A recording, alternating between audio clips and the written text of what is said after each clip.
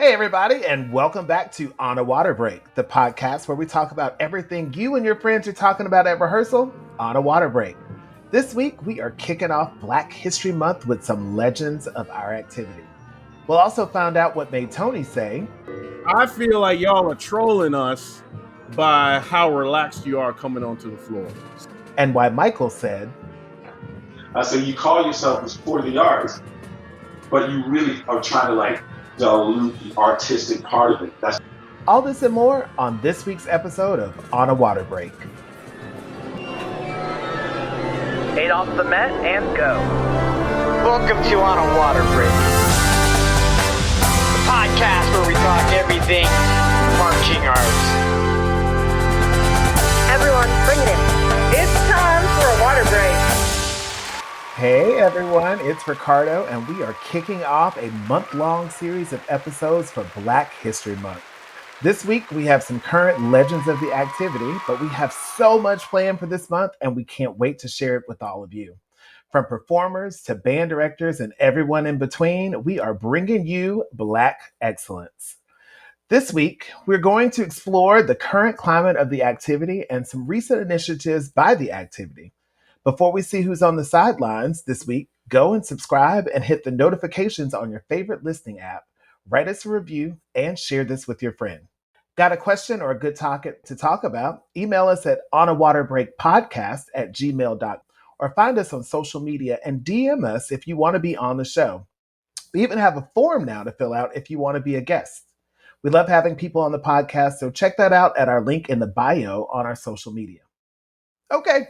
Let's see who's on the sidelines this week. First on the sidelines, we have a friend of the podcast and proud papa, Tony Lymon. Tony, how do you think Colette did with her WGI percussion episode? She did amazing. I don't know where she got any of that from. I think she knocked it out. She knocked it out of the park. And you know, her mother is a crier, and I was just watching my wife sit with the phone and watch the interview, and she's in there bawling away. We're just proud parents. You know, you spend 18 years saying the same things over and over and over again, and then they're on a podcast. Well, I don't feel bad about Emily crying. I'm going to tell you, I went and listened to the episode and just hearing her speak. And, you know, I told our listeners on the last episode I was on that I was Colette's first babysitter. So seeing her go from changing diapers and not being able to actually make words to speaking so eloquently on the podcast, it was a good life moment. So I know you guys had to feel proud about that. Yeah, we're just blessed to have a community of people that have loved her since she came into the world. You starting the party off, and you know, we've just been trying to teach her to appreciate that and reciprocate. Love it. I love it. Well, our next clinician needs absolutely no introduction, but we may make him do a 32 count anyways. It's the one and only Michael James. Hey, Michael, how are you? I'm good. We're in the throes of winter guard season starting, so it's a lot. But what are you gonna do? Yeah, I know everybody on the podcast tonight was running in from rehearsals to get on to do this recording. So tis the season because everybody's going to be in the gym on Saturday. Truth. Well, I'm actually at a wedding. You're doing what this weekend? I'm at a wedding. Oh. I know. Wow. I know. And it's a color guard person, so we're having but I was playing last year. I'm just going to say, who in the color guard world knows to put a wedding during season? Exactly. Because ain't none of your friends going to be there. Oh, well. They actually are. So we don't have shows this weekend, but it's a quick getaway. We'll call it a quick little getaway to get away from winter guard. But yeah. Okay. All right. Well, Michael, before we get to your 32 counts, we had to bring on one more guest. She is not only a former student of Michael James, more on that later, but she's a young Black female color guard instructor with some powerful opinions. Sabine François, how are you? Hey, y'all. So I'm living my best life. doing great, just living, enjoying life, have my little one, and enjoying the teaching in the circuit and influencing other people and having fun, really. I love it.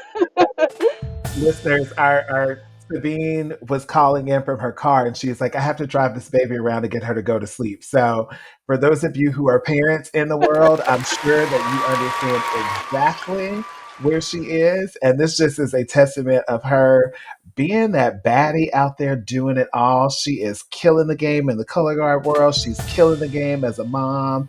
And I am just so in awe with you. Every time I see you, it's like, we always have to hug each other and have our little moment. I just Yes. love you so much, girly. Love you too, so much. Okay, now it's time for each of you to give us your 32 count life story, except for Tony, because I think you suffered through that sometime last season. So, Michael, you're going to go first. Just so you know, you're going to get 8 off the Met, and then you are going to tell us your life from birth all the way up to today in approximately 32 counts. You ready for this, MJ? Yes, I'm ready. I think so. Here we go. All right, here we go. 8 off the Met and go. I was born in St. Petersburg, Florida. I attended St. Petersburg High School, where I was the first American drum major. I started marching at rifle age 15, some was down to the school. And that's how I kind of got thrown into color guard, because my senior year I was drum major, and our color guard instructor got fired. That's how I got into choreographing. I got a US degree from the University of and yeah, so I've been doing this for a while.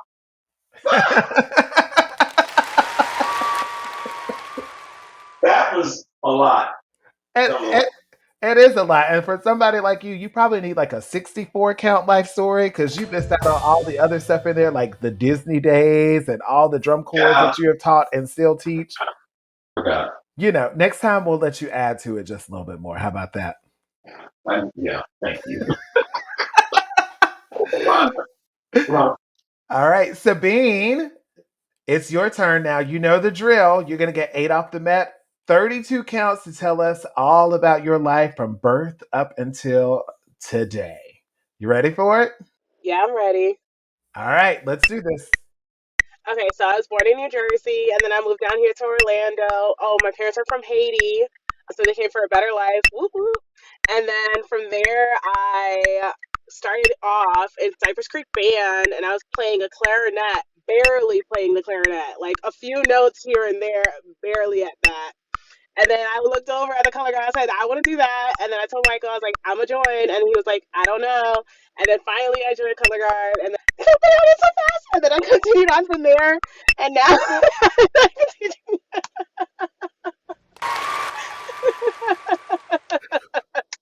That 32 count phrase goes by real fast, y'all. It's so fast. Now, Sabine, I'll add in for you. You've gotten to march at some great places outside of Cypress Creek. Let us know some of the other places that you've performed at. Yeah, absolutely. So after Cypress, I went on and marched USF for the next 4 years. Enjoyed my time there. I also marched Phantom and Cadets, and then I went on to go teach a few summers too. And I enjoyed all the summers. I taught at Colts for a little bit, and then taught also here at USF, and then Pegasus too for a few seasons, and now local with the high schools again. It's been lovely. So, those of you diehard WGI fans, if you remember USF's B show, Sabine is the queen bee, and honey, she owned it. Buzz. All right, now that we've introduced everyone, let's jump into some news.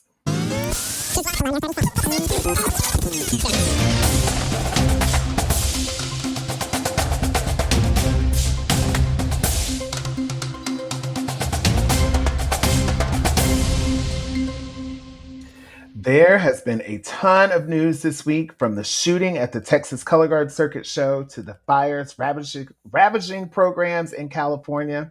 We're putting together a bonus episode called On a Water Break in Crisis to discuss the stories with those who have been involved directly. but also what plans should groups, circuits, and schools have in place for different types of incidents. On a water break host, Chris Rutt's involvement with helping Palisades High School. So, after the catastrophic fires that affected thousands of people in Los Angeles, many homes, businesses, and schools were leveled to the ground. Palisades Charter High School, a beautiful school overlooking the Pacific Ocean, was badly damaged and classes were moved to online learning. After discussion with band students on wanting to attempt to have an indoor drumline season, Director of Bands Peter Yee put out an all call for equipment to borrow for the season. Santa Monica High School graciously lended Pali High School a set of battery equipment, and Townsend Junior High School, the feeder for the 7-time world champions Chino Hills High School, donated a full front ensemble, including a complete sound system. Director of Bands Ann Rutt had just received over $275,000 worth of new instruments from an arts grant in 2024, and her previous equipment was sitting in storage. It's the right thing to do, Ann said when she received the word of the all call. We have the resources available to give them most everything they will need to have a successful season. On Friday, January 31st, Ann and her husband delivered the equipment to an office park in Santa Monica where the ensemble will be rehearsing while damage assessments are ongoing.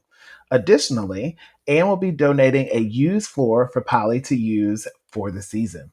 Poly High School's Peter Yee was thankful for the equipment, and several students were on hand to move the instruments from the trailer to their storage space. This is more than I could have ever asked for. We are so grateful for the community coming together in these difficult circumstances, Yee said. On Monday, February 3rd, Poly High School had their first rehearsal since the devastating fires on the roof of a car park as they worked to prepare their program, Scheherazade, for competition. Participating in Percussion Scholastic A and the Southern California Percussion Alliance, SCPA, Pally hopes to be prepared to perform in just 3 weeks in time for the Monrovia High School event. SCPA administrators have waived the 2-show minimum for Pali High School to qualify for SCPA championships in April. There'll be part of a future episode that we're planning to talk about what to do in a crisis. All right, Tony, I believe you have the next big story that's happening right now. Yeah, I was actually out at the SCPA, Southern California Percussion Alliance, judging when all of this news broke, and we were kind of getting bits and pieces from our friends that were at the show. But fathers with military background subdue active shooter at Pasadena Memorial High School within 60 seconds. So, yeah, this is in Pasadena, Texas. An 83-year-old man accused of shooting up Pasadena Memorial High School over the weekend told authorities that he was worried he was under attack and feared for his life. So obviously, I think this was kind of a mental health crisis that happened. Police had identified the suspect, and I won't say his name, and has been charged with aggravated assault with a deadly weapon. Authorities say that this person entered Pasadena Memorial High School through a back door around 6 p.m. while the Texas Color Guard Circuit Drumline competition was taking place. Authorities say the man told the police he was being chased by someone and he feared that he and his wife were going to be killed. According to police, he left his home in spring and entered Pasadena Memorial and fired at least one shot at a male victim. And Angleton ISD confirmed the victim was a technical consultant. So he was a tech for a high school drum line. He posted on social media he had a fractured bone, but is now back home from the hospital. Police do not believe that they didn't know each other. This wasn't an altercation that they had. It was just a random accident, and this man just picked a random person. When shots rang out, several parents jumped into action to stop the man, and there were 6 dads that took him down, and they were all, from what I understand, from the Pearland High School band. And I've always talked about band moms. We always talk about band moms, because we know in that backpack that band moms have, you can deploy them in any kind of war theater, and they would have everything needed to not only help the wounded in war, but they can end the war with all of what they have in their backpacks. But not enough Absolutely. said about the dads. The dads are there, you know, making props and doing chili cook-offs, and now security. So big shout out to these men that jumped into action. And we will do anything for our kids. And I'm a dad, and I understand this. You don't think, you just act. So shout out to those brave men, and I'm glad that no one was seriously injured. And and also, thinking about the person who did the shooting. Obviously, this was a mental health crisis, and we don't want to, even though we don't like the results of that, we don't want to see someone struggling with that. Yeah, absolutely. It kind of hit close to home for all of us. It was like, this happened, in our safe space where we normally would assume that it's a safe space. But, the sad part of this is that we live in a time and place where these types of incidences are happening more and more often. A lot of the chatter that was happening was talking about, what could circuits do and all of that. WGI did release a statement to all of the circuit partners, and I'm not going to necessarily talk about that specifically, but as a board of directors member, I will tell you that our circuit here in Florida, the FFCC, went into immediate action. We had a board meeting and we have started making sure that we're reviewing our policies on that. So much that we set out for a whole new task force on the board to just really dive into safety and security. I spent some time today, since I am a school district administrator. I spent time with some people who are in our risk assessment office, and kind of talked through some plans and tried to formulate that. So there's going to be a lot of information, I'm pretty sure, coming out from circuit to circuit in the next couple of weeks, just addressing this, because in the end, we all just want students to be safe, you know? All right. So we're going to be working on speaking with those involved in this news story as well. Hopefully, we'll get them on the podcast so we can get some one-on-one feedback about what happened. But I am going to go on because everyone, we have got some exciting news for those who are still looking to march this summer. Jeremy, the creator of the Instagram page Drum Corps Today, has teamed up with Drum Corps Link on a brand new project called We March. Their mission? To help performers who were cut this season find a new home on the field. Right now, they're building a database that connects open spots and corps with performers still looking for a place to march. They're also working hard to get the word out to corps so that they can fill their last minute vacancies with talented, motivated members. If you or someone you know is still searching for a spot, Jeremy has put together a Google form to collect basic information and streamline the process. The link to the form is available in the bio of the Drum Corps Today's Instagram page. This is an amazing initiative to make sure more performers get the experience the season. So spread the word and let's help as many people as possible find a home on the field, y'all. Hey, Michael, the next Yep. news story is yours. So DCI tickets go on sale on February 10th next week. So get there early. If you want really good seats like me, I like to be able to point somewhere and push a button and get a drink, so I don't have to walk anywhere. Get those tickets early, especially if you want to try to go into, if you want to go to DCI itself, get them early. Me, I haven't paid for a DCI ticket ever. Anyway, but if you're a drum corps fan like I am, like just jump on it early, plan, get in there, have fun, enjoy all the great performances and great shows, and get in there and enjoy yourself. Listen, I am on a staff for a drum corps and a caption head, and I get all of like the perks of going in the backstage areas and all this other stuff. I'm still gonna buy a ticket because I want to watch finals. Yeah, I'm hoping my corps is gonna make finals. First of all, I'm gonna say that, but I like to sit with my friends and watch finals and have like the best seats in the house. So That's true. yeah. Yeah. It is what it is. Tony, you got the next story.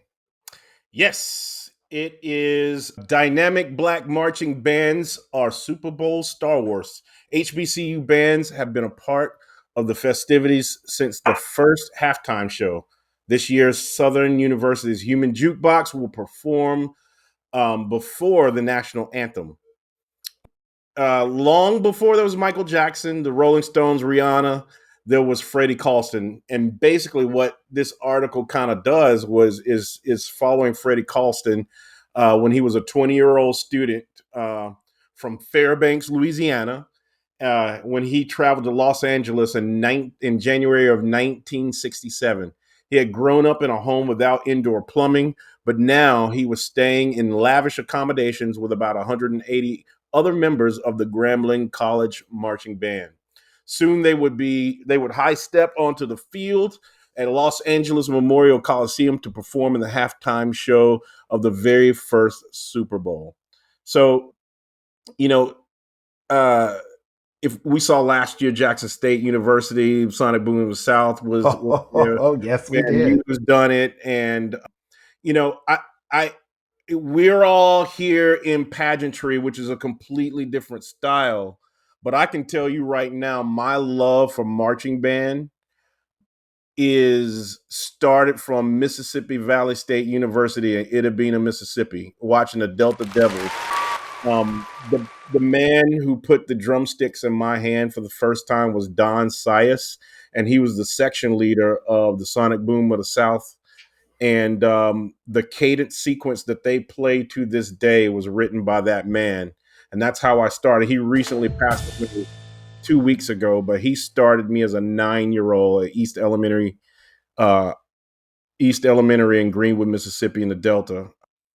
But one of the things that I'm very much an advocate for, even though I didn't attend an HBCU, it's very much in my heart because all of my family did. I took a different route, but what they bring to the table very much is as artistic as we think pageantry is, and when it comes down athletic. to it, and athletic and discipline.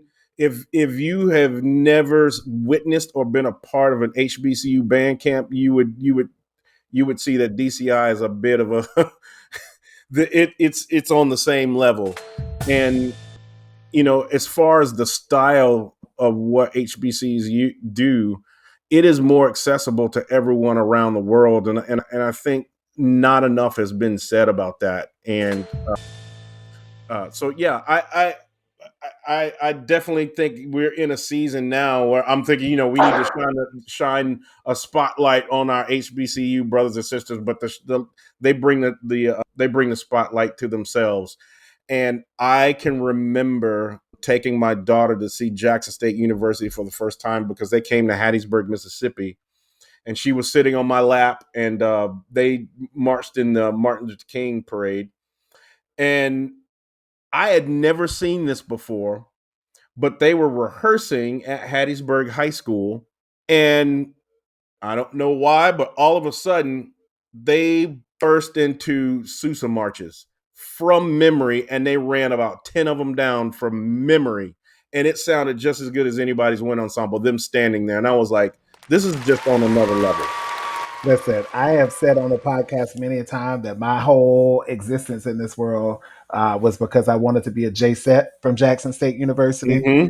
And my grandfather used to take me to those games on Saturdays, and we got to see Mississippi Valley and Alcorn and Grambling and Southern University and Alabama A&M, like all these people. And I love the fifth quarter concert because that fifth quarter concert, they're going to play some good old school R&B music, and then they're going to give you a good old school like Sousa March or something from the classical repertoire, and they are proving that they are fantastic musicians every time. Absolutely. And I swerved off of the article, but I had to give my testimonial there. I think it's just an important point that needs to be highlighted whenever we have the opportunity. What's funny is that originally I was going to be a music major at Florida A&M because all my cousins and our family went to Florida A&M in Tallahassee. And my original goal in life was to go there and be a drum major, but change the identity of the flag corps because I always felt like HBCU's flag corps are always like the last. Hey, get the dance line, you get everybody else, but it's always felt like I always felt like the color guard, or they call it flag corps, is always the last to get their love. And just like you, I didn't end up going for him because my mom was like, "Well, good, you can stay with your grandmother." I'm like, "What? No, I'm not doing that." And but just the idea of what they do and how performance-wise what they bring is unmatched. No drum corps. I don't care who you are to have that much flag just drip. No other band can do. Not no tea, no shade. Yep. Ohio State can't touch it. Michigan can't touch it. None of that. Y'all can't touch it. USC Trojans. HB bands is just a thing that it just seeps out of their skin. It's so amazing to watch. Yeah. I love, Tony, you said that it's so accessible for everybody to be able Right. to come to the table and be able to enjoy a performance by an HBCU band. So Yeah. speaking of, go Oh, ahead. sorry. I was just saying, and in speaking and advocating for that style, I also want to say in the same breath that it doesn't have to be a zero-sum game. That this style can exist the way it is. It can be loved by people just as much as the Big Ten marching style, just as much as what we do in pageantry, just as much as indoor. I think our competitive spirit sometimes, because we're trained to be opportunists and hop on, highlight what we do at every turn, that we feel like something has to be less for us to be more, but it all can be more at the same time. Preach. Preach. Go So ahead, Pastor. speaking of HBCU bands, 6 historically Black colleges and universities marching bands delivered unforgettable performances because Nick Cannon hosted the inaugural West Coast Showcase with with a guest performance by Grammy-nominated recording artist Glorilla. And each of these participating HBCU bands were awarded $50,000 in grants from Honda for music education and career development. This was at the Honda. Yeah, clap for that. This is at the Honda Battle of the Bands, the nation's premier showcase for historically Black college and university marching bands. They marked a milestone this weekend with its first ever West Coast appearance at SoFi Stadium on February 1st, drawing tens of thousands of fans, students, and alumni to celebrate the rich culture and traditions of HBCUs. Attendees were thrilled by dynamic performances from 6 HBCU marching bands, dance teams during the HBOB Invitational Showcase, now celebrating its 19th year.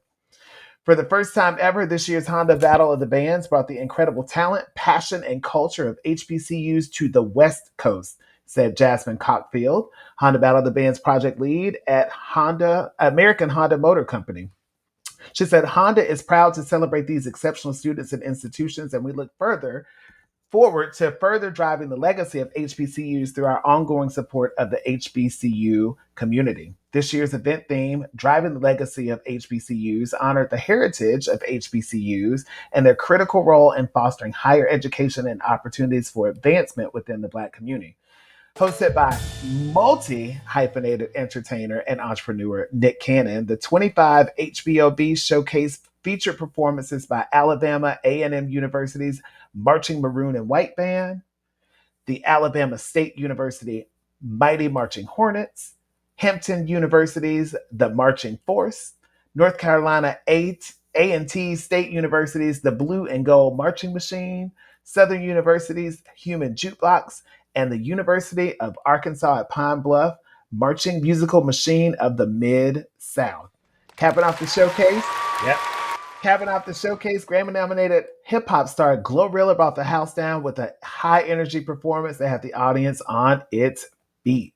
If you want to find out more about this and you want to relive it, visit the website at www.hondabattleofthebands.com or following the official HBOB social media channels on Facebook at facebook.com/Honda Battle of the Bands, on Instagram at _Honda,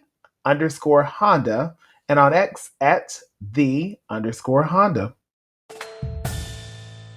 I think it warms my heart and simultaneously blows my mind that a Japanese automaker is highlighting African American excellence in the United States.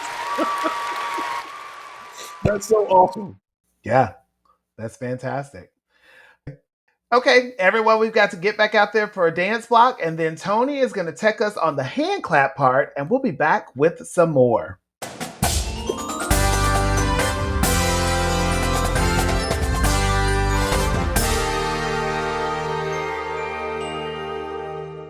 Celebrating its 25th anniversary, Guard Closet was founded as a consignment shop in 2000.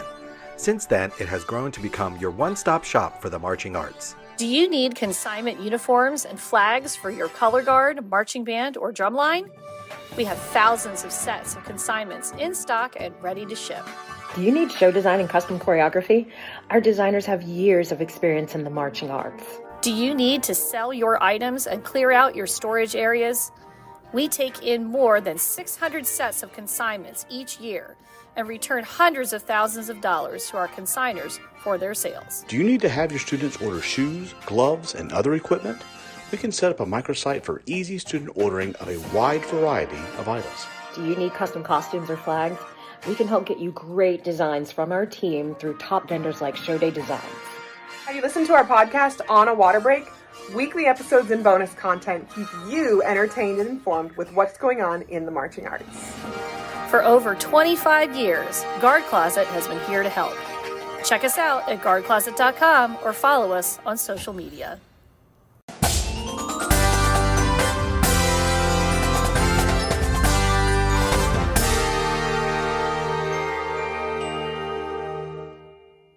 And we are back. Everyone put your equipment down because we are about ready to fill you all with some knowledge.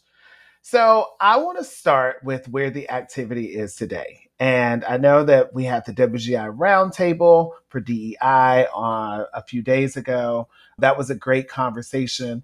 You know, we know and understand that there are not that many performers of color. We know that there are not that many directors and designers and judges of color.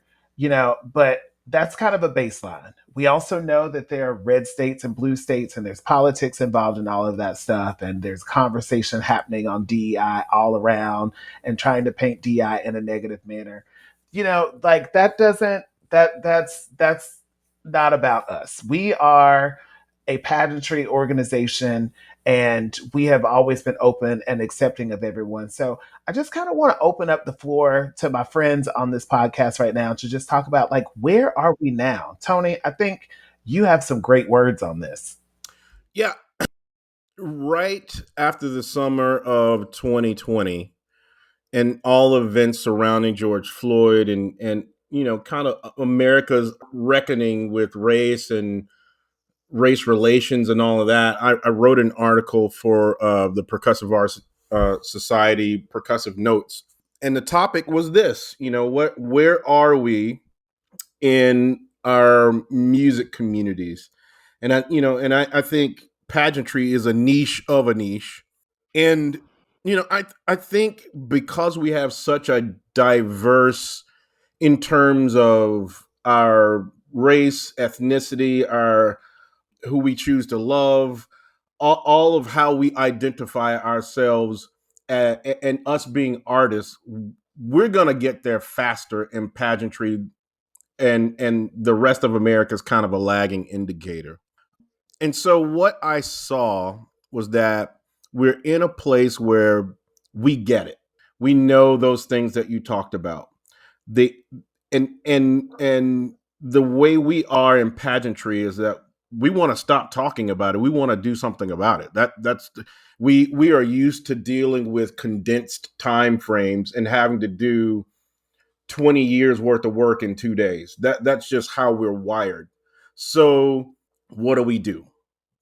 I think there's just not a lot of us out there, you know, who have developed into being able to build our crafts and, you know, all of the things that everybody on this podcast had to do find those mentors, to fight negativity, not only from, walking into a room of people that don't look like you, but your own people that don't understand why you've chosen this path. There's a lot of sacrifices and soul searching that we had to do just to get to this point. And there's just not a lot of us that would endure that.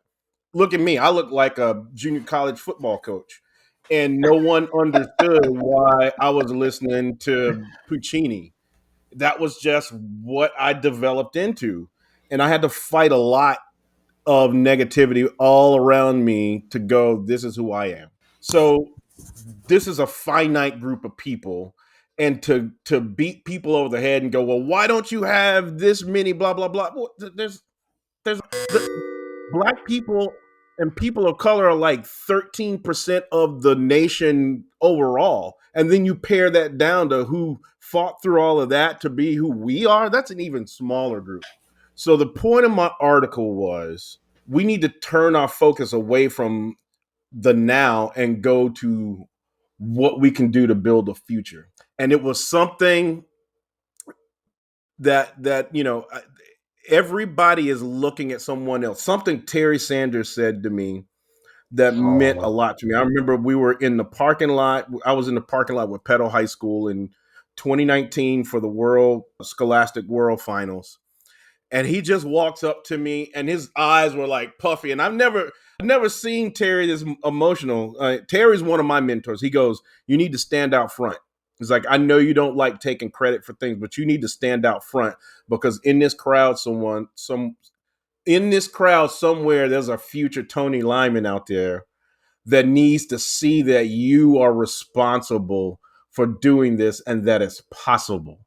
And it changed my whole way of looking at all of this.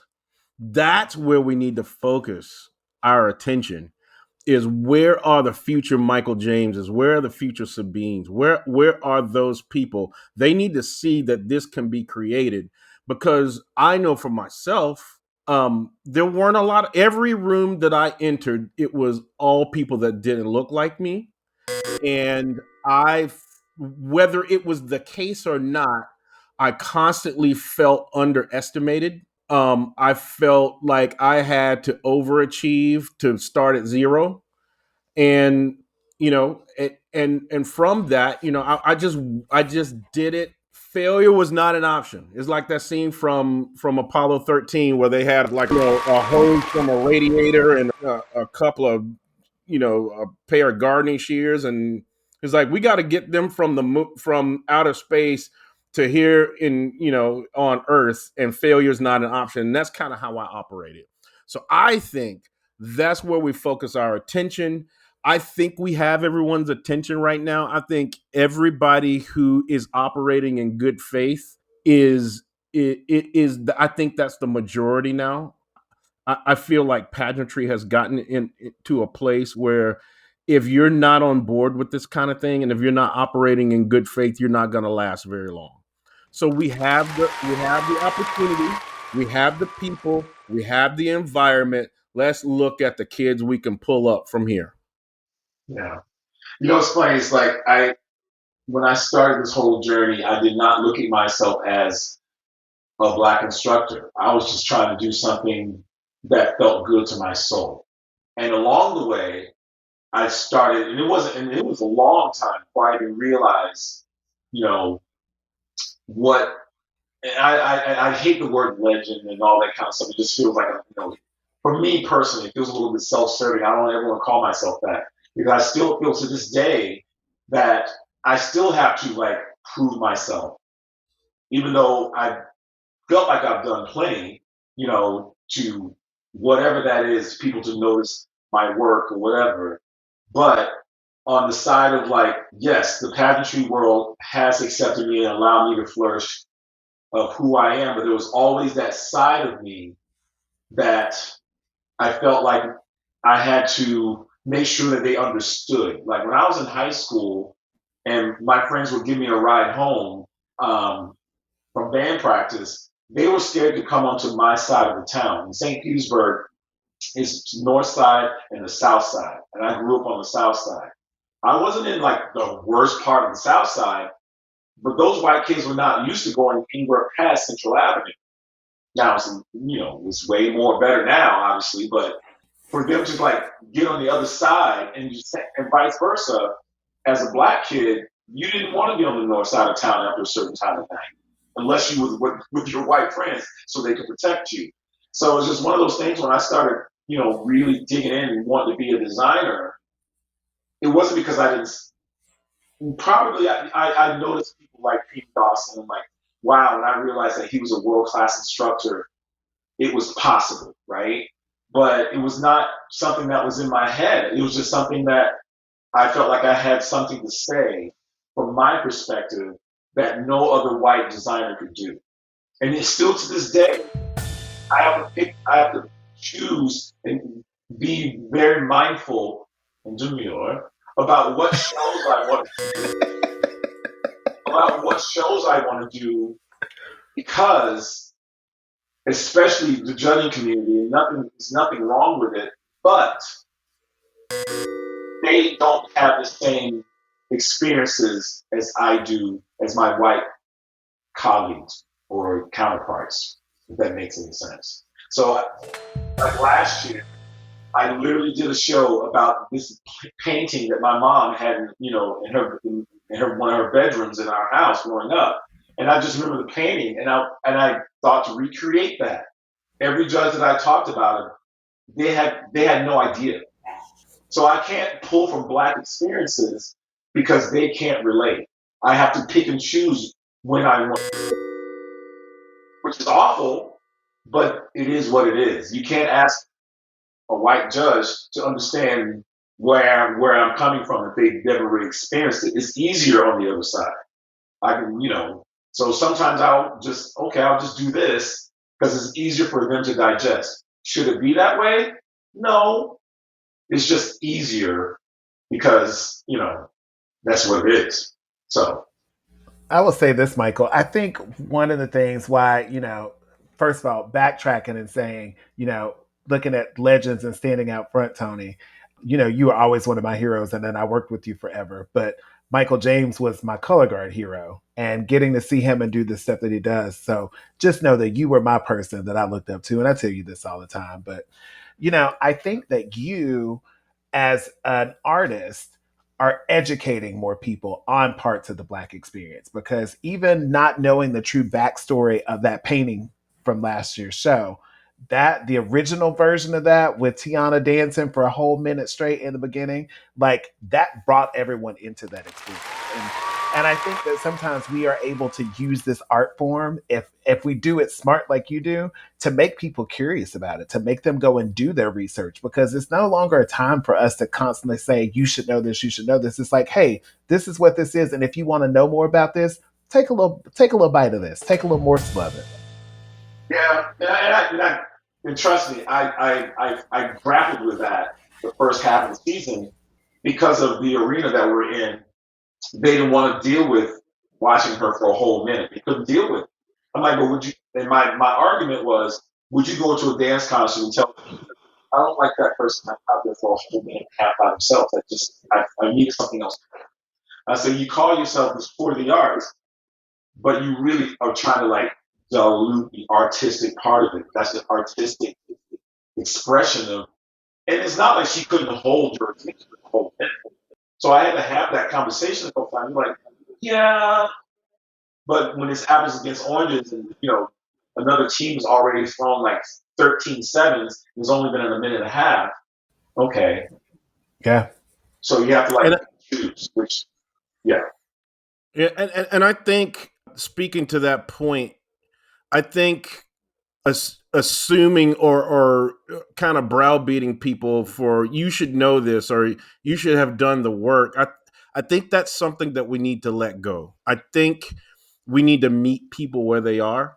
Yeah. If they're operating in good faith and we have their attention, we need to use our voice and use our platform and use our art to educate them on our experience. Right. And just assume, and just assume that everybody's operating in good faith until they give you a reason not to. Correct. But on the Absolutely. latter part of that, I know they're not understanding because I don't want to talk about just the 60s or civil rights or, Right. it's easier for you to judge me because I have things like going to look like Africans if we're doing African dance. That's easy. That's been done a million times. But I'm making you understand something completely on a different level that forces you to think on a more intellectual level, not something for you that's easy for you to digest. I'm not trying to do roots. Mm. I'm not trying to do no. I'm still on the cusp. We're trying to get it. We're not monolithic. We do so many other things other than the civil rights movement. Allow us to do that. That's my thing. That's all. Mm. You allow other designers to talk about, hell, they can come out and say we're just sun goddesses. You don't sit there and go, well, I've never seen a sun goddess, so I don't really know that. No, they just take it. You understand what I'm saying? So make sure that you're giving us the same feedback. Like, yes, I get that, and judge it for what it is artistically. I don't really understand all of that, but I get it. When George Zingali did Candide or whatever, I've never seen Candide, the actual opera, but I didn't care because visually and what they were doing, everything. That was everything. But no one said, yeah, but are you really Jewish? No Yeah. one. There was no. So I'm not saying they're doing that to me. I'm just saying, yes, I will meet them halfway, but I can't meet you halfway if I'm already reaching past the halfway point to pull you in. Wow. That's heavy. It's heavy. I digress. Sabine, you are new and not new. You've been around the block for a while now, but you're the young blood on this uh, podcast today. What are your thoughts and your experiences? Yeah, my experiences have been very interesting to say the least. I'm thankful that I had Michael James as my instructor, right? To start off in the activity. Yeah, that really helped mold what I wanted the activity to be like for myself and what I wanted it to be for my future students, right? So thankfully, when I was under his direction as a student, he made sure to talk about, be yourself, right? Get get the training, especially as an African American woman that my parents were also immigrants. I never had dance training. I never had that kind of exposure into that. So it was really vital and important that somebody was like, let's open up these avenues and open up these opportunities to you, and this is how, right? But with that being said, our instructors too, he chose wisely. He chose instructors that valued what we would have as far as dance types go, how our hair would be, and how it would be inclusive to us, right? So that our hair was also not, I wasn't going to strip my hair to make it look, a certain way to match. Like, yes, we can all have a bun, but I'm not going to straighten my hair and damage my natural hair to form to this look, right? And I thought that was important. I've also been to other organizations where they gave me a pair of jet black tights and they said, this should match, right? And I looked at them like, huh, what? Like, be so for real. Thankfully, right, at that point in time, I had already started producing my own products. Like, I was bringing my own dance tights that match my skin because I didn't know that maybe when I step outside of an organization that it maybe doesn't have that I would be exposed to the point where I needed to bring my own because maybe I was the only one, right? And there were organizations where I was the only African American female in that organization. So maybe they didn't know how to cater to that, right? But also, it was my job, I felt like at the time too, to educate. Not to only just be like, hey, well, that clearly that doesn't match me and obviously be upset about it, but also educate them and say, hey, well, this is why it doesn't match. And then this is why that would look a certain way. And so that's where I felt I started to see a shift and a dynamic change because after some time, I brought that to my students. I made sure that each student, if I had girls with curly hair, even now, my team is very like diverse, got a bunch of diverse students. So I even tell them like, hey, I want this look, but can you add gel? Can you do these X, Y, and Z factors to get this look that I'm trying to achieve? And we will give them 5 different hairstyles just so they can all feel beautiful in their skin, but also still as an instructor and director, produce the results that I want, right?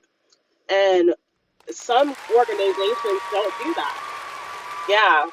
And so it got to the point where I think a few organizations, it was shortly after George Floyd, some organizations reached out, and it was when marching bands started doing the no shakos. And they said, hey, but we want to be able to cater to our friends that have the braids. And how do I tell them, their braids are not neat, or if they take their braids out, what's the next style I can have them do where it's going to look nice without a shako on? And so I made, I was thankful that those instructors reached out, because I thought that was important, because they don't know how to have that conversation with Susie, right? Because they might feel uncomfortable saying, hey, your hair doesn't match the vibe, right? But if it comes from somebody else that is another African American person in the community and says, hey, these are your options. You took your braids out, you can do twist, you can do braid, you can do this with your natural hairstyle. I gave maybe like 5 or 6 different shako options and a how-to YouTube video on how to do that, and provided it to that band, and they still use it to this day. But I know that it took a band director to say, hey, this is what I want for my program, so everybody feels comfortable. And I thought that was super important, because when I was marching, that wasn't the case. Nobody was coming out and saying, hey, Sabine, what are you comfortable with? So now it's trending in the right direction, where we're starting to, people are starting to say, hey, what can we do to make sure all of our kids feel comfortable in their skin, but also feel confident on the floor or out on the field with what we're asking from them. And I think that's where I'm excited to see that, trend forward. And it's nice to see. I'm like so passionate about it. So yeah. Yeah, Sabine, it's nice that you say, because that kind of links to back to what Tony was saying. Like, as an activity, because we are so forward thinking and we are so accepting of everyone, the sheer fact of when this conversation started happening in the colored art world, it was like, hey, this is something that's kind of bothering us. And people have started reaching out. I know I've had several people, that reach out to me and say, hey, I have a person with this type of hair in my color guard. What's something that you would do with that? Or, the question of what's the best place to buy tights from to match all of my performers' skin tones. I will tell you, when I was back in my day, when I was marching, you had the nude color gloves that did not match my skin tone, especially after being outside in the sun for drum corps, or you Yeah. had black. And I remember being at, I'll call it out by name. I remember being at the Pride of Cincinnati, and there were several other Black performers there, and we got nude gloves, and they said, we're going to teach you how to dye these gloves with tea. And we had a tea dyeing party to match our skin tone. But that was before companies had those colors. And just, it was the simple thing of like that, of one, having a community of people there with me and being able to say, this is how we're going to mold it. And the people at the Pride of Cincinnati at that time were definitely forward thinking, and that was an option that they presented. They were like, we want your gloves to match you. We don't want Yeah. you to have these like crazy color hands. If you're using them Yeah. and doing all this stuff with it, we want it to look like you. So I'm glad to see that the activity has moved itself and shifted the needle, so that when you don't know, you feel comfortable enough to go and ask someone who does know. Oh, absolutely.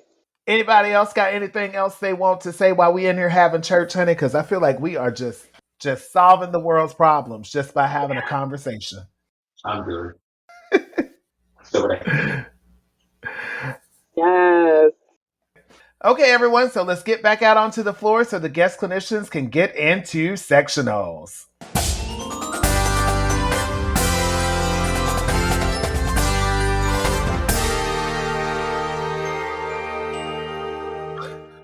Marching by Montez is a visual design business based out of Raleigh, North Carolina, but provides services to ensembles all across the country.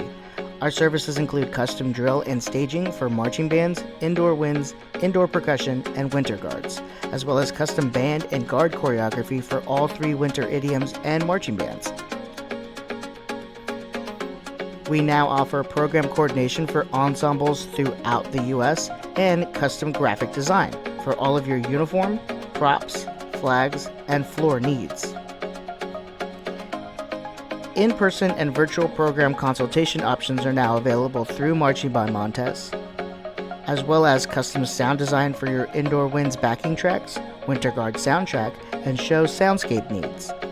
Visit us at marchingbymontez.com, contact us at joey@marchingbymontez.com, and check us out on social media at Marching by Montez.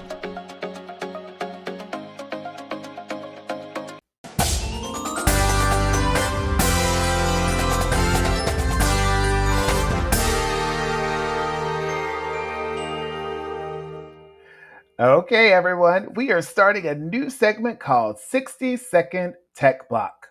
Each week, one of our hosts or guest clinicians will be forced to give a 60-second tech session with the section needing it the most after the last run.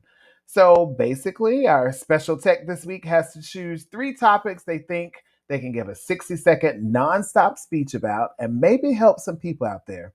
Michael James, this week, my friend, you are up. Are you ready for this? So, Michael, you said that your best topics were movement versus compulsatories as movement, the importance of an all-flag feature, and Sabine as a former student who has a backstory for something and she has always wanted to know, is how to keep a weave in while spinning. Okay, so panelists, what do you think? What topic should Michael talk about? I think he should be unbeweavable. I believe in his answer. So, yeah, hands down, Michael. We need to know how to keep a weave in while spinning. Michael James, are you ready? Do you get a little backstory? Oh, yeah, go ahead. Sabine, give us the backstory on this one. Okay, so this person claims, that the weave fell out during a hard toss. Okay, but I understand that some other people claim that the weave was pulled out of frustration. So let's talk about how to keep it in for our performance.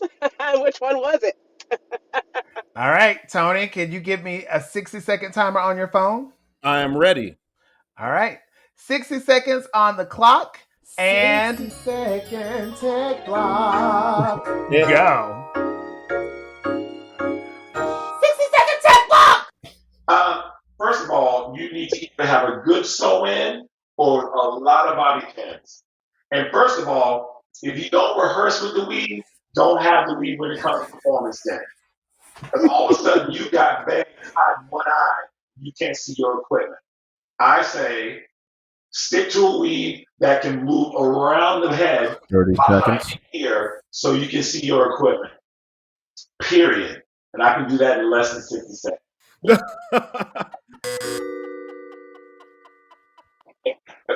She pulled it out. 60-second tech block. You have to change the segment now. 60-second tech block. And it got kicked around the floor for the rest of the show.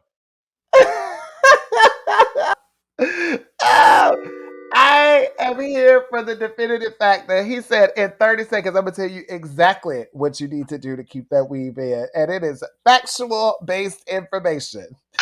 And basically it was you got to just get yourself together before you show up to the dance. Absolutely. Don't be putting that on other people. Now listen, I'm going to say the words of wisdom, the best part of that, and I hope that this gets pulled up on the clips, is if you don't practice with the weave, don't come to the show with the weave on. I love that word. Okay. Okay? This is seriously, we practice how we perform for this very reason. It doesn't need to look like a Dollar General parking lot at the end of the performance. Right. Oh, well, with that, I think it's a perfect time to talk about what are we doing? What are we doing?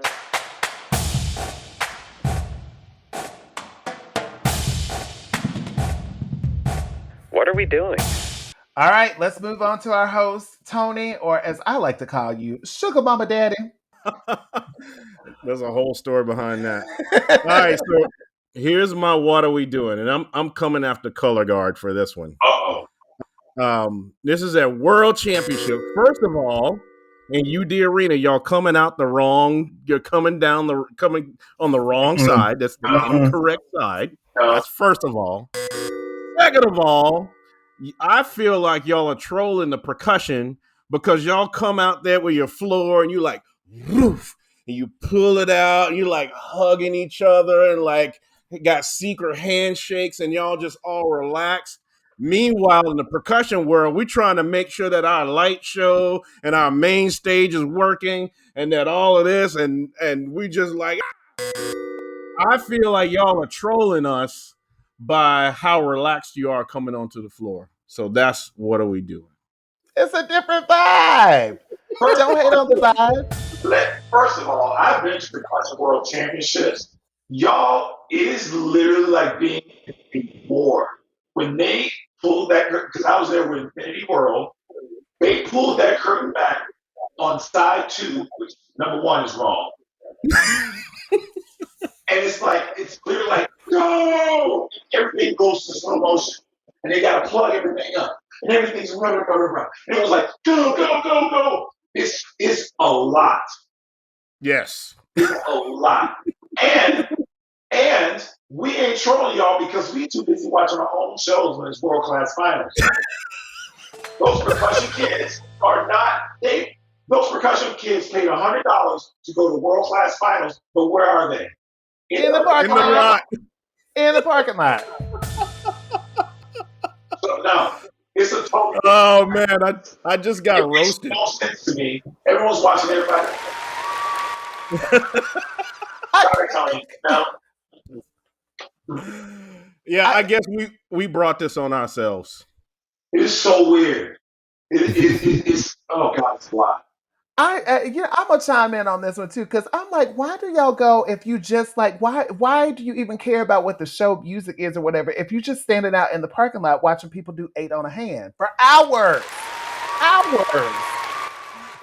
I just realized when I brought this up that I'm outmatched right here. I'm in the wrong house to air my grievances. As the kids say, you tried. I tried. I will say this about indoor percussion. They will try anything.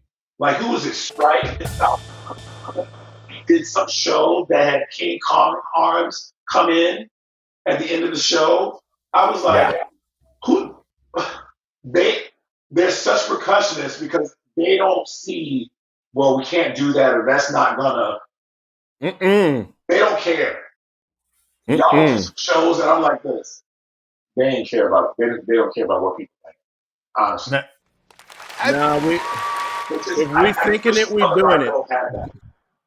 Yeah, there's such an innovation that comes from that percussion world, and like especially when it comes to props and stuff. Like, because in Color Guard world, we used to have a little curtain in the back, and that was it. And now, I mean, because the Drumline out there with all this crazy stuff, like we feel like we trying to keep up with all that stuff. Y'all are doing it. I will say this about Color Guard: the amount of energy, of appreciation of every moment is electrifying. I mean, I feel dumb when I'm in the Color Guard room because everybody starts clapping. I was like, what happened? What just happened? Oh, okay. All right. I get it now. But they just did a backflip and you didn't really need to.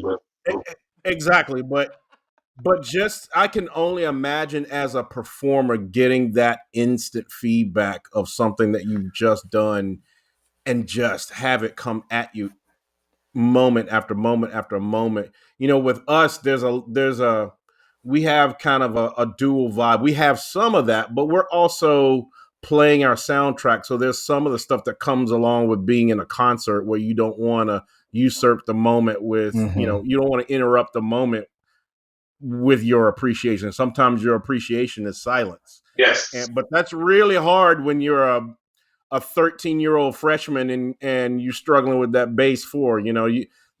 It's probably good to get a little applause there. Absolutely. Michael James, since you were so quick to roast Tony on his What Are We Doing? What are we doing? Oh, God, there's so many things. What are we doing? Are we still doing across the floors as dance combinations in a color guard show? Yeah. In the show or before the show? In the show, as your choreographer. It's okay to make yourself learn some moves or teach your kids actual choreography, not something that they've been doing across the floor in the gym since August. Because we can all tell. If you're doing a tombe pas bourrée into a chenet, into what they call a calypso that rolls to the ground, we've all seen it. I feel so exposed right now, and that's fine. So don't roll to the ground. Because I'm 90.89% down. I know you're gonna roll to the ground. That's all. Don't do it. Listeners, Michael James just came for me. Explore movement. Don't give your kids the same thing. They don't grow as performers. They literally learn the same thing every year, but they don't grow as movers. So your program doesn't grow. It's just like if I was a drummer. I don't want to just do paradiddles all the time. I want to do some 5-stroke rolls. I want to do some rim shots. See, I know a couple things, right?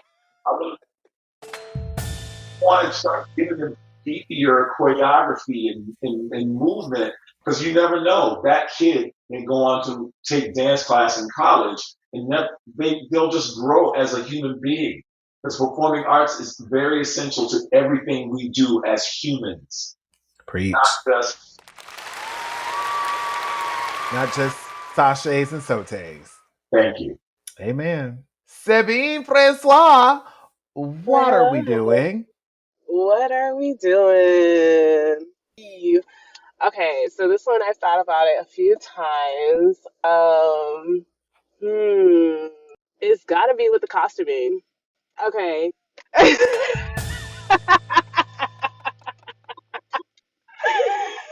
Because, okay, there's some things out there a little scandalous. Okay, so a little less tops for our man. So what are we doing? Okay, I know in Swarm it was a little out there, it was risque, but now it's starting to get risque. So what are we doing? I have been teaching for a long time, and I will tell you, you can tell regionally where people are from by what they're wearing. Yes. Because 90% of the time, I'm going to expose my friends down in South Florida, in Miami. If you see a color guard come in and you got thighs out and sides out and everything else, chances are they're going to be from Miami. Yeah. They are. They're going to be from Miami. Florida don't care, man. They coming out. Or California. Mm-hmm. I'm like, what's going on? What are we seeing? Yeah, but the Midwest girlies, they're going to be covered up, baby. They're going to give you a skirt, a robe. Yeah, it's too cold to do that. Speaking of, what are we doing? Right. But what are we doing is, why is it February and I'm rehearsing outside and getting eaten up by mosquitoes and no singers? That's what are we doing? I like it. We had that whole conversation the other day, Michael. You definitely don't do outside. And mosquitoes in February.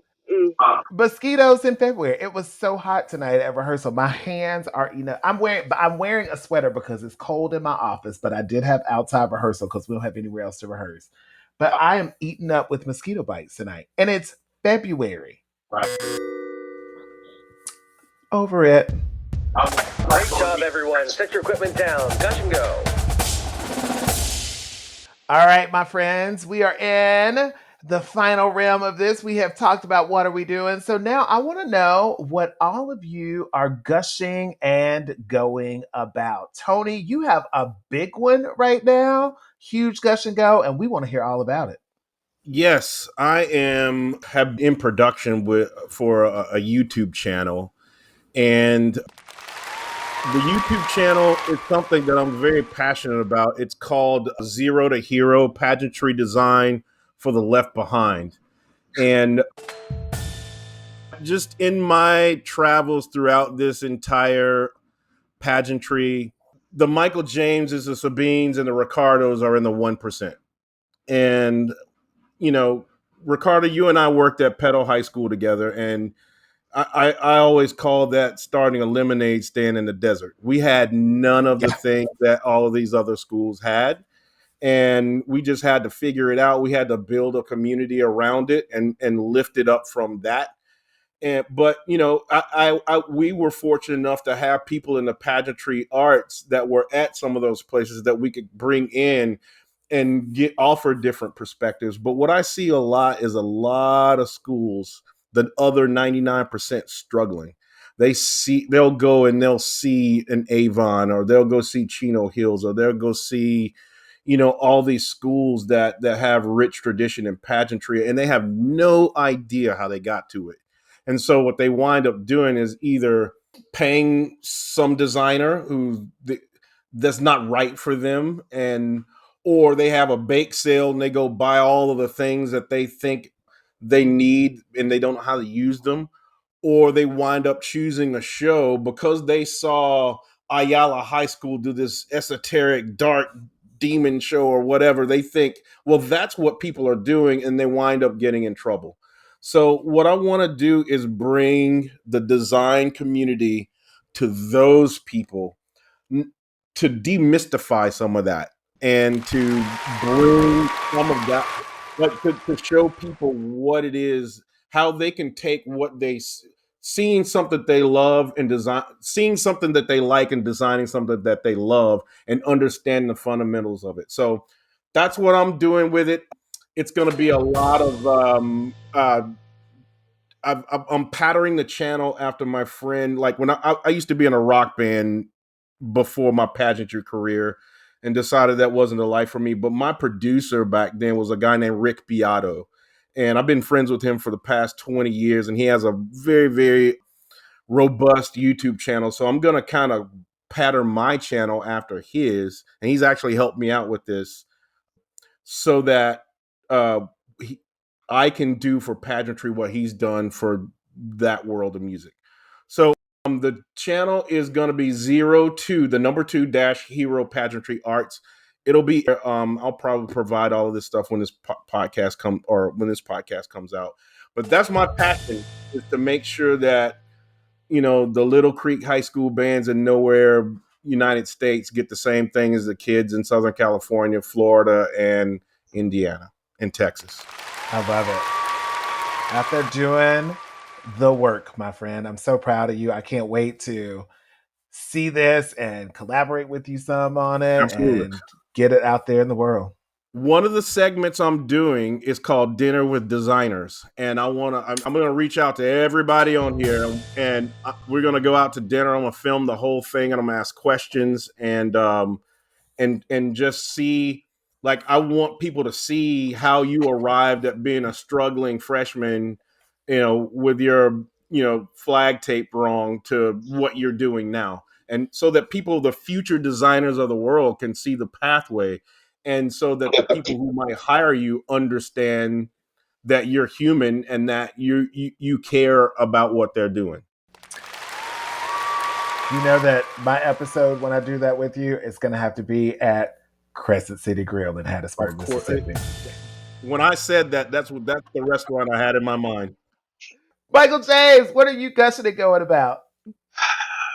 It's not, honestly, it doesn't have anything to do with color guarding, but just making sure that I take time out for myself to go be inspired by watching dance companies. Or at the end of 2019, I actually started to think to myself, I'm like, wow, you really work really hard and doing this, but you don't ever take time out for yourself or, just treat yourself. So we all know what happened in 2020, but, I started, trying to go to New York more, or if I see a dance company that doesn't come to Florida, unfortunately, we don't get a lot.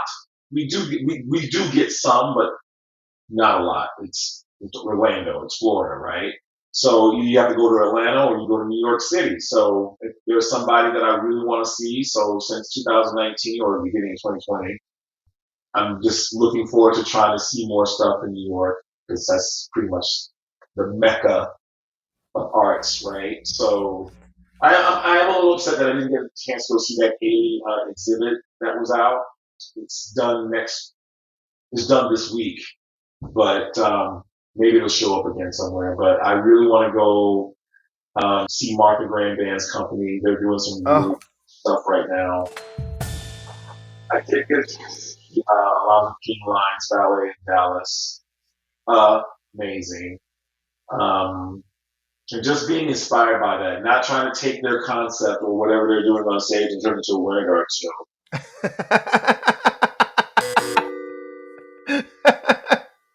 I digress. But just to kind of like get my soul filled back up. Yeah, refilling your cup. So you can't fill other people's cups if your cup is empty. So you gotta fill it. That's what Sabine, do you have anything that you're gushing and going about right now? I sure am. So this past year, I've actually been working on my own company. It's called Diverse, DYVRS.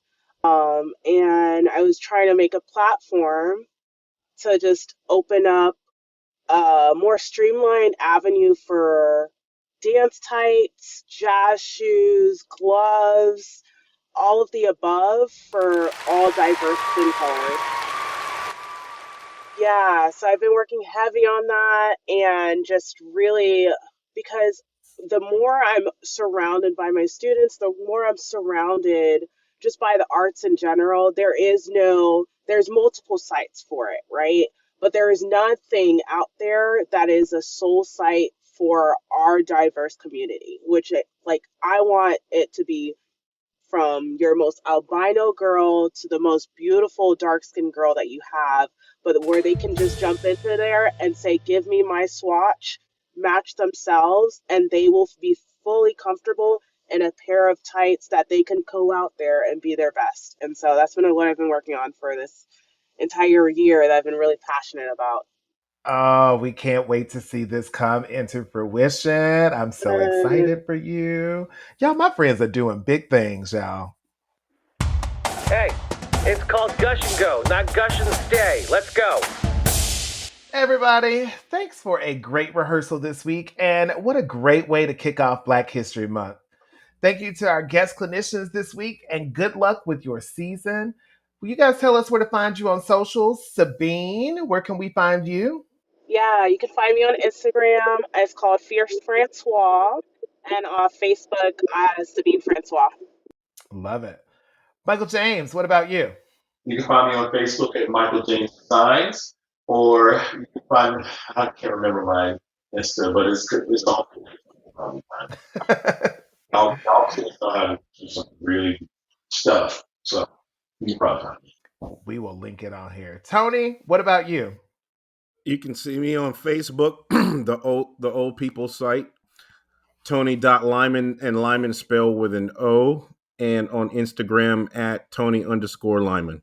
Love it. And guys, as always, you can find me at Ricardo R. Robinson on the Instagram. So you got a question or a good topic to email us about at onawaterdreakpodcast@gmail.com, or find us on social media and DM us if you want to be on the show. We even have a new form for you to fill out if you want to be a guest. We love having people on the podcast, so check that out at our link in the bio on our social media. Or you could just take out your phone, make a video, and send it to us, and maybe you'll see yourself on the podcast soon. One more thing, don't forget, we have our YouTube channel that has many of our interviews as full video editions. So go and subscribe so you don't miss those. So before you close out of your podcast listening app, go subscribe, write us a review, and share this with a friend. Follow us on social media at On a Water Break, and we'll see you at the next rehearsal on a water break. And go practice.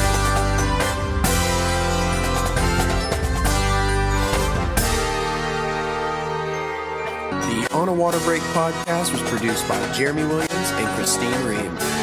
The intro and outro music was produced by Josh Lyda. To learn more, visit lydamusic.com. And until next time, thanks for tuning in.